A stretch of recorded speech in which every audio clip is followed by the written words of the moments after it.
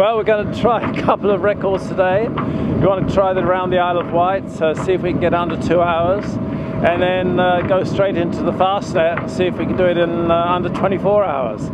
Kind of ambitious, but the wind's right, the water's flat, the team are all ready to go, and it should be a lot of fun. Except it could be 20 degrees warmer. It would be perfect.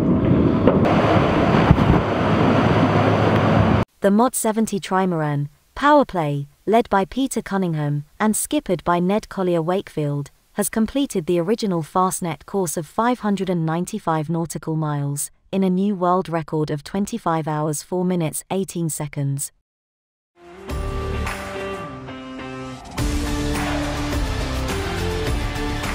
This is the Sailing World on Water, April 9, 2021. Here are highlights of the sport of sailing globally in the last 7 days. The top crew on the Mod 70, Powerplay, went out this week and broke the elapsed time for the traditional Fastnet race course, Cowes to Plymouth. In France they are building Banque Populaire 11, a huge foiling trimaran, which Armel Leclerc will campaign. We look at the floats and foils. It's a monster. When Larry lost the cup he started his own circuits with his redundant boats, and now the AC sailors have been lured into it. There was only one race in Sydney in 2020 due to the pandemic, and a complete series is scheduled in 2021 starting in Bermuda. Ben, Pete, Blair, Jimmy are all going, and the circuit goes to New Zealand from Australia. Over Easter the Brisbane to Gladstone race was held, and in bumpy weather Super Maxi Blackjack dropped its stick. The IMOCA boats are ahead with the transfer of technology to other classes and areas. Now over to the very cold Solent. The Mod 70 Trimaran, Powerplay, led by Peter Cunningham and skippered by Ned Collier Wakefield, has completed the original Fastnet course of 595 nautical miles, in a new world record of 25 hours 4 minutes 18 seconds. This is subject to ratification by the World Sailing Speed Record Council. It was kind of ambitious, but the conditions were right, and the team was ready to go, commented Peter Cunningham. The Powerplay crew was fantastic. Miles Seddon did a brilliant job navigating. We had two wonderful drivers in Ned Collier Wakefield, who set up the boat and runs the program, and the fastest sailor on Earth, Paul Lesson, who drove in some incredibly bad conditions. Shortly after midday on Monday the 5th of April, in a bitterly cold strong northerly wind, Powerplay started their Fastnet record attempt, on the squadron line at Cowes. Powerplay made short work of racing to Land's End and powered across the Celtic Sea at speeds in excess of 30 knots. Powerplay rounded the famous Fastnet lighthouse, and raced through the night. On Tuesday the 6th of April, at 13:42 and 19 seconds BST, Powerplay reached the Plymouth breakwater, where the team celebrated their amazing run of 25 hours, 4 minutes and 18 seconds. We didn't leave much out there, we were pushing really hard and everything aligned, commented Powerplay skipper Ned Collier Wakefield. I am not going to lie, it was pretty full on, especially in April with an Arctic northerly with snow around. With the apparent wind we saw 50 knots over the deck, and we hit a top speed of just under 40 knots. The lads did a brilliant job, changing sails about every half an hour. It was rough, physical and very cold. As a crew we have done cumulatively over 50 Fastnet races. We love the course, and to do it faster than it has been done before is really cool. About 3 o'clock in the morning we went around the rock, and then straight down to the Scillies. We were at the Scillies by 9 AM. That was quick, rock to Scillies. The first 2 hours were slow in the lee of Ireland, and then it was just hammer down. They must think we're out of Waterworld or something. Like, what the hell is this mad trimaran doing in the middle of the night doing 40 knots? Like, all the brilliant Irish fishermen were just obviously a little warmer than us, going, what the hell is that? What is going on? Really fantastic. That really was incredible. The guys did an amazing job. And you know, last night when it was like -10 degrees, wind chill factor, vicious seas in the Irish Sea, blowing 20 knots, doing 25 knots. 5 people been sick already, and I'm about to. It was fantastic, unbelievable. They did a great job. Incredible team. The power play crew for the Fastnet course record attempt was Peter Cunningham, Ned Collier Wakefield, Tom Dawson, John Hamilton, Paul Larson, Jack Trigger, Miles Seddon, and Martin Watts. Aujourd'hui, ce qui est satisfaisant, c'est qu'on a un bateau qui ressemble à un trimaran. On a 3 coques, donc l'assemblage général, on va dire, de la partie structurelle est en place. On est à 5 mois de la mise à l'eau. Et maintenant, on va pouvoir commencer vraiment les finitions intérieures, c'est-à-dire monter tout le puzzle de l'accastillage à la mécanique, à l'hydraulique, à l'électronique. Aujourd'hui, on a une grosse partie de techniciens spécialistes en composite qui travaillent dans notre hangar pour fabriquer beaucoup de pièces que nous faisons en interne et qui vont être assemblées ici donc, au hangar CDK. On a déjà quelques-uns qui travaillent comme ça pour assembler certaines pièces, mais la grande majorité de l'équipe va arriver ici et on va dire que voilà, la fourmilière va se mettre en place. Toutes les pièces sont quasiment arrivées ici à Lorient au hangar.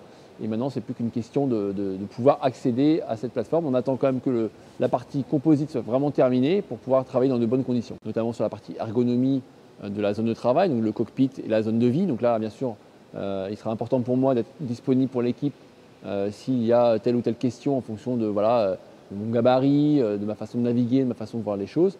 On essaie de voir énormément de choses en 3 dimensions sur écran, sur ordinateur, mais c'est toujours plus concret, bien sûr, quand on voit le bateau grandir et quand on peut enfin voir comment ça va se mettre en pratique.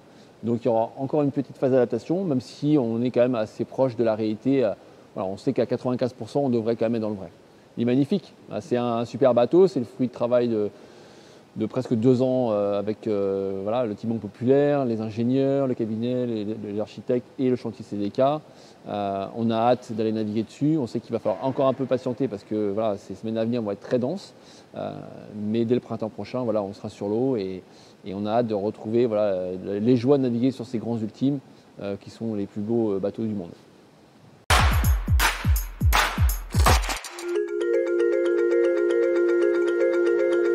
On en est arrivé au stade où on est venu ajuster ce flotteur au bras arrière et au bras avant. Ça s'appelle l'ajustage. On a approché le bras, on avait le flotteur, on l'a positionné, on est venu le mettre exactement à la bonne position, on bloque le flotteur, c'est-à-dire qu'on l'immobilise et ensuite on va créer un congé. Ça c'est la première étape. Le congé, c'est ce qu'on voit ici. Ce congé vert, c'est le premier collage du bras avec le flotteur.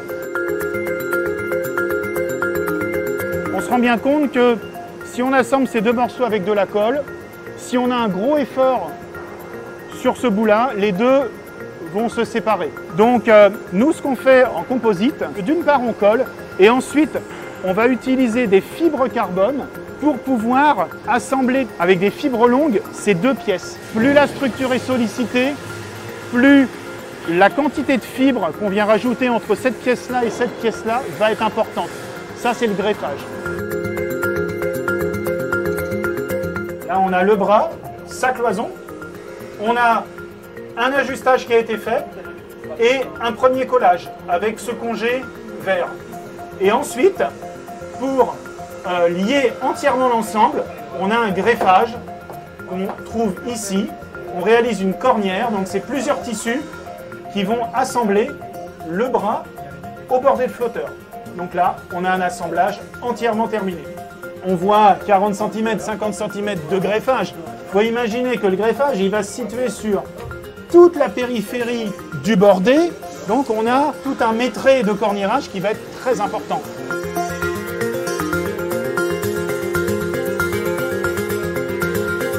Bien sûr, c'est une phase importante, c'est vraiment la dernière grosse phase d'assemblage de la plateforme. Une fois qu'on aura fini de greffer les flotteurs à leurs bras, on aura un trimaran.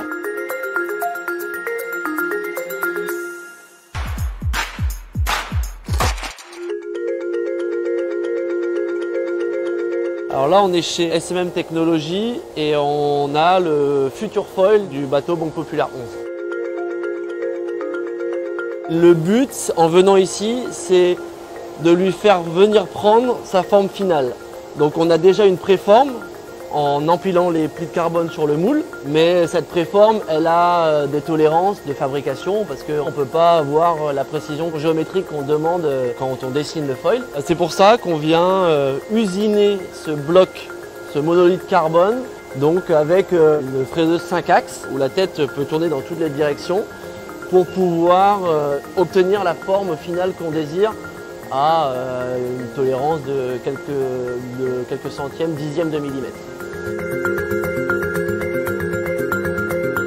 Travailler le carbone, ça s'appréhende différemment que le polystyrène ou des matériaux plus tendres, mais avec les bons outils, ça se travaille très bien. D'autant plus sur des pièces complexes comme celle-ci, évidemment, il y a une grosse responsabilité. Oui. On pourrait le faire à la main, mais ça prendrait énormément de temps. On ne le fait pas à la main parce que la tolérance de fabrication, ça peut être de 1 mm, 2 mm, peut-être 5 mm par endroit. Donc aller meuler 5 mm de carbone à la main sur 7 ou 8 mètres de long, ça fait quand même beaucoup. Finalement aussi, ce qui est très compliqué à la main, c'est que le foil, il a des courbures, vous pouvez voir, il a des courbures un peu dans tous les sens. Alors là, on est dans le coude. Et donc il y a cette courbure générale et ensuite il y a aussi les courbures de section dans l'autre sens qui sont aussi assez prononcées et qu'on veut respecter au maximum parce que c'est la performance intrinsèque du foil justement. Si on met 1 mm plus épais, il va traîner plus, donc le bateau va aller moins vite directement. A l'inverse, si on fait 1 mm plus fin, on va commencer à taper un peu dans les coifs de sécurité. Et donc on est moins sûr de l'intégrité du foil. Donc ce qu'on veut, c'est coller à notre géométrie 3D le plus fidèlement possible.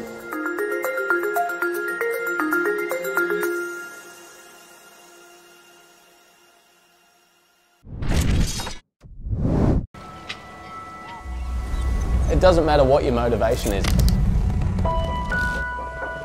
It could be to win the trophy at the end of the year. It could be to kick that guy's ass who you don't like. Both those things combined make me a pretty vicious competitor. First time, I'd say there's more friction than we've ever had. We were definitely pushing each other.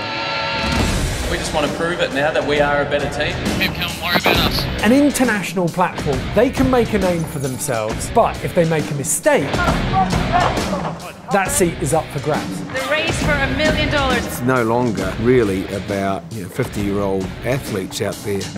Nathan Outridge, Tom Slingsby, very big names. Ben Ainsley, massive name. Is bragging rights for the sailors. And if you want to up those bragging rights, you add the biggest prize in sailing. And we learn more and more about developing these 50-foot hydrofoiling catamarans that really turn sailing into a modern extreme sport. A boat capable of 50 knots. Hold on. It's akin to the sound barrier in sailing. You push too hard, they do bite back. It's going to be windy, Greenie. It's going to be cold. It's going to be fun. 6 of these things charging around at 50 knots. Whoa. That's going to be something to see. Great sailors, world champions, Olympic medalists, but they'd never got their hands on the wheel of an F50 and they never felt what 50 knots would be like. Yeah, we're going to make mistakes. We learn from that. How cool is that? We're racing against, some of the best sailors in the world. And then we're going to be closer to those guys going forward. I don't want someone as talented as Nathan Outridge kicking wind against me because he could very well beat me. There was no warming up the boat or checking everything. It was just, I need my 50 knots. Suddenly you've got some of the biggest and most talented egos in sailing all going toe to toe. That is the biggest thing in sailing.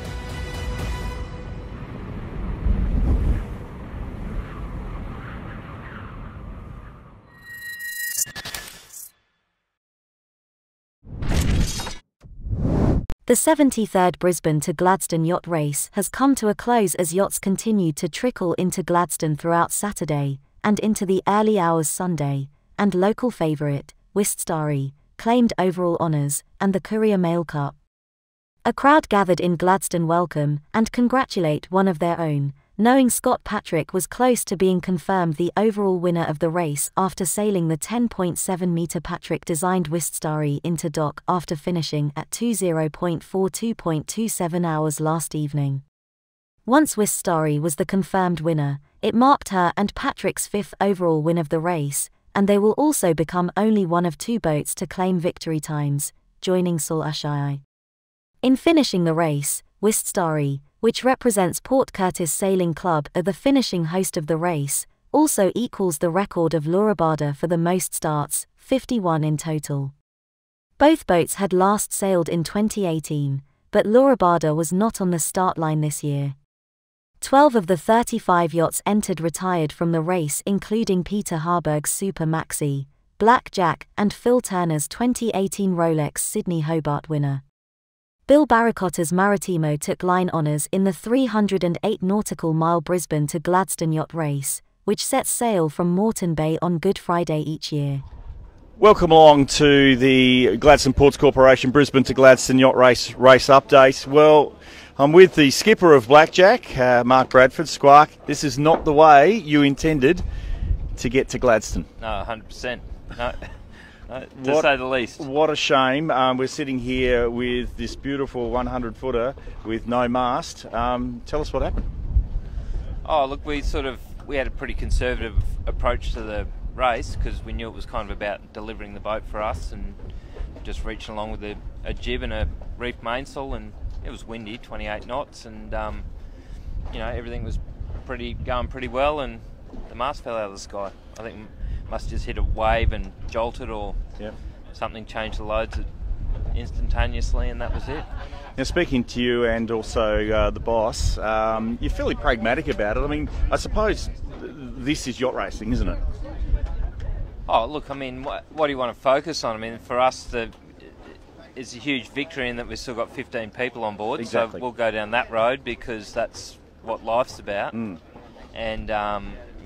look, it's disappointing, and it's not what anyone sets out to do. And people love to talk about costs and all the rest of it, but it's not about that. We're trying to achieve something, and we're trying to operate at a high level and trying to sail the boat well, and safety is a high concern for us. So we're really proud of that fact.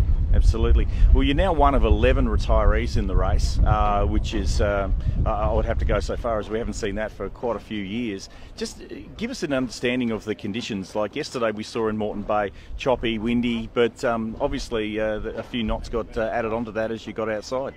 Yeah, look, it wasn't that it was windy. The sea state was quite rough around Breaksea Spit in particular, so I'm not sure where the retirees came from. I mean, traditionally in sailing, we generally don't do enough heavy air sailing. There's always a reason to call it off. And I think that just shows through when the race is on, you have to go. Yes. You know, and so I think that it's probably just a bit of preparation stuff. But look, it was rough, but it wasn't out of control by any means. Yep. Well, I suppose the thing now is obviously a bit of a clean-up. You've got a bit of a clean-up build in front of you too, but we won't focus on that. So what's the boat's idea now? You've had some time to sit back and think of it. She'll stay in Gladstone and be repaired here, or what's the thought pattern? Oh no, well, you know, when you run a project like this and you have this sort of damage, you have to you got to unravel all the numbers out of the machine. You got to work out what went on. Yep. Which I think we can dig into that a fair way. Not to lay blame, just to know that when we repair and replace things, we know where we're weak and we can come back stronger. So that'll take a while.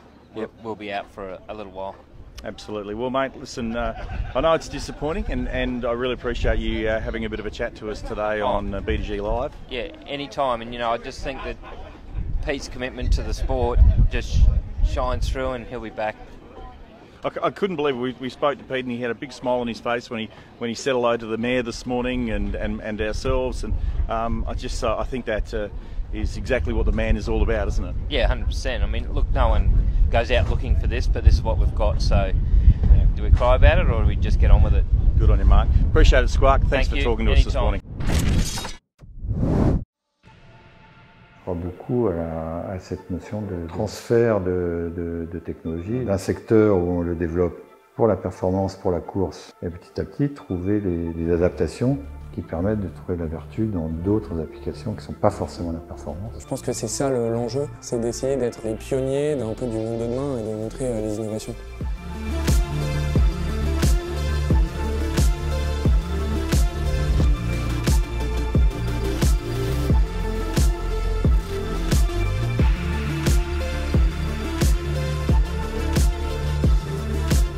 Tout ce côté laboratoire des IMOCA nous sert tous les jours, et à tous les niveaux, hein. de la girouette jusqu'à la pointe de quille. C'est les IMOCA qui nous ont fait évoluer avec plein de solutions techniques vraiment innovantes.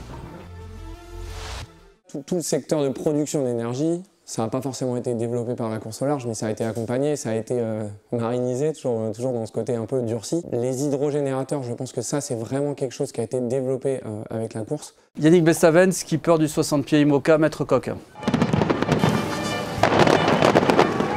C'est un rêve d'enfant qui se réalise. En 2008, je suis parti sur le Vendée Globe dans l'idée de faire le tour en autonomie totale. On s'est dit, tiens, en hydrogénérateur, il n'y a rien qui a été fait. On a développé et mis au point un hydrogénérateur avec Mathieu Michou, mon associé dans Watt&See. Et au fur et à mesure, on a progressé, on est arrivé à sortir un produit efficace et puis surtout à l'industrialiser. Oui, c'est une fierté pour Watt&See car toute la flotte IMOCA est équipée d'hydrogénérateurs et du coup ça permet à tous les concurrents du Vendée Globe d'amener beaucoup moins de carburant et de tourner essentiellement avec les énergies renouvelables que sont l'hydrogénérateur mais aussi l'éolien ou le solaire.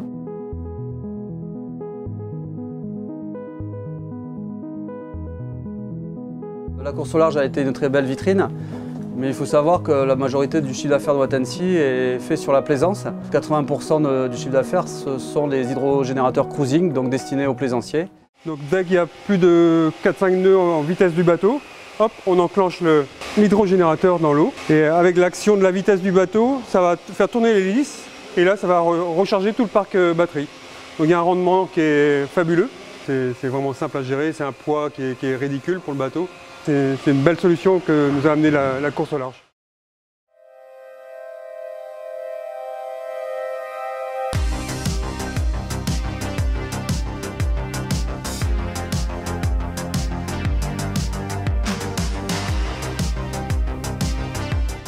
Adrena, c'est un logiciel qu'on utilise à bord des bateaux, surtout pour un module qui s'appelle le routage. Et en fait, le routage, c'est prendre en compte des données numériques, le vent, les vagues, le courant.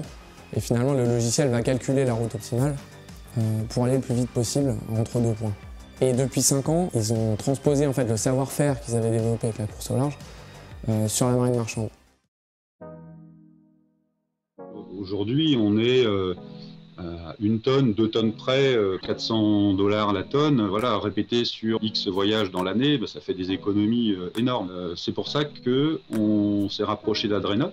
Donc Adrena, qui s'appelle Adrena Ship, nous permet justement de nous dire, voilà, au début vous allez devoir aller vite et puis vous ralentirez après, ou le contraire. Le chef de quart, lui, comme il connaît super bien le navire, il peut rentrer dans un tableau de correction la vitesse qui sera effectivement réalisée avec telle force de vent et telle hauteur de vague. Le logiciel, je pense, nous permet à affiner notre ressenti et à gagner de l'ordre de 2% de consommation.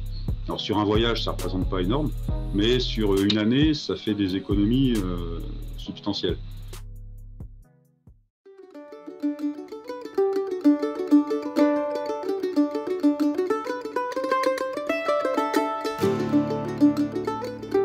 Une certitude aujourd'hui, c'est que l'ensemble des équipements qu'on voit, y compris ici, c'est des équipements qui sont issus de la course au large.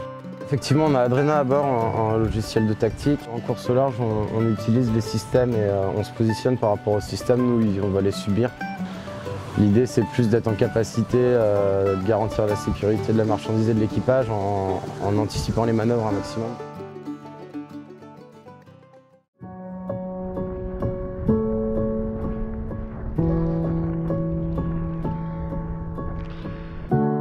Le système Iridium Thales, j'ai découvert ça en IMOCA. En plus, c'est des moyens qui nous sont accessibles, que ce soit en termes de prix ou même en termes de fonctionnement. D'un point de vue sécurité, voilà, de savoir qu'on peut communiquer, rester connecté en permanence, c'est un atout supplémentaire, c'est plutôt très sécurisant. J'ai eu qu'un avant-goût des mers du Sud, mais c'est sûr que c'est des conditions et des régions qui sont très reculées. On a besoin de se sentir en sécurité, savoir qu'on est suivi. Kevin est à bord d'un radeau de survie. La DC vient de m'appeler pour aller secourir Kevin. Il y a une mer très forte. J'avoue que j'ai la boule au ventre. En tout cas, on va trouver des solutions. On va y arriver. Je suis à 46 000 de Kevin. C'est aussi grâce à ces systèmes très fiables qui nous ont permis de coordonner les secours et d'être le plus efficace possible, d'avoir une position précise de là où on devait commencer et entamer nos recherches. Et voilà, ça a probablement participé à sauver la vie de Kevin Escoffier sur ce Vendée Globe. Je vais faire un bisou. Bisous Mackay, merci. Salut. J'espère que je vais pas rater ma prise de vue parce que là il y avait du lourd. Hein. You know, we truly believe that we've developed and designed the most sophisticated L-band solution that's on the market today. A system that works under any weather condition. It's easy to use. We designed it so that it's plug and play. We cover, 100% of the planet. Our network is uniquely suited for the rough conditions at sea because we use the L-band, which is very weather resilient to all the tough conditions that the racers might find at sea. Je pense que la notoriété de nos courses au large, que ce soit le Vendée Globe, la Transat Jacques Vabre, la Route du Rhum, elle est tout autre aussi grâce aux moyens de communication. Nous, on est quand même des vrais laboratoires technologiques, on pratique un sport prototype dans tous les domaines, que ce soit de la technologie pour faire avancer nos bateaux, mais aussi en termes de communication. On développe énormément de choses et forcément, on pourra retrouver ça à l'avenir dans le milieu de la plaisance, de la pêche, ça me paraît normal. Prend de plus en plus conscience du fait que les technos qu'on développe pour des bateaux de course se retrouvent utilisés derrière dans, par exemple, du transport maritime. Et aujourd'hui, si on essaie de décarboner le transport maritime, le fait que dans le domaine de la course au large, on développe des nouvelles technologies, on met des moyens, de l'intelligence pour aller plus loin dans le développement des ailes, le développement des foils, etc. Tous ces développements qui sont faits là, ils peuvent aussi dégringoler dans d'autres applications. Et donc finalement, on peut avoir un impact positif in fine en bout de chaîne. On est capable de dire on va à nouveau mettre des ailes sur les cargos parce qu'on sait faire mieux, on sait faire plus efficace. Depuis 2 ans, il y a eu un projet financé par Europe et Région. Le but, c'est de transformer l'essai d'une voile rigide repliable qui permet d'assister la propulsion des navires de transport. La vitesse produite à certaines allures va se combiner avec la vitesse du vent et augmenter la force propulsive sur les ailes. On a fait plusieurs simulations sur différents bateaux, pour différentes routes, toujours en utilisant des données météo réelles. Et on s'est aperçu que selon les routes, on pouvait gagner entre 30 à 70% de la consommation de fuel. C'est considérable. Et maintenant, on a signé un cargo qui fait 130 mètres pour un client qui s'appelle Ariane Group. Premier cargo à Petsévoile, qui a 7 allers-retours par an, et d'Europe en Guyane, à Kourou, pour transporter les éléments de la fusée. Enfin, le projet est prêt à partir et la mise à l'eau est prévue pour fin 2022. Donc là, on rentre vraiment dans du concret et on rentre dans une vraie application. Donc finalement, on est en train de faire des ruptures technologiques qui peuvent avoir des applications très concrètes et participer à la réduction de l'impact carbone de notre fonctionnement sociétal. Donc ce développement-là, il est aujourd'hui hyper important, quoi.